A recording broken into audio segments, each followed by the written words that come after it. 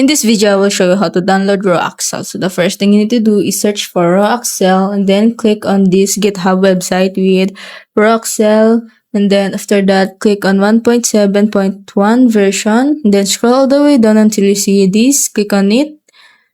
Then after that, you will see your downloads here. So you need to click on show in folder. And then after that, here it is. Right click. Then click on extract all. Click on extract. Then once it's extracted, click on folder and then click on installer. Then press any key. So, and after that, go back to that folder again here. So click on it.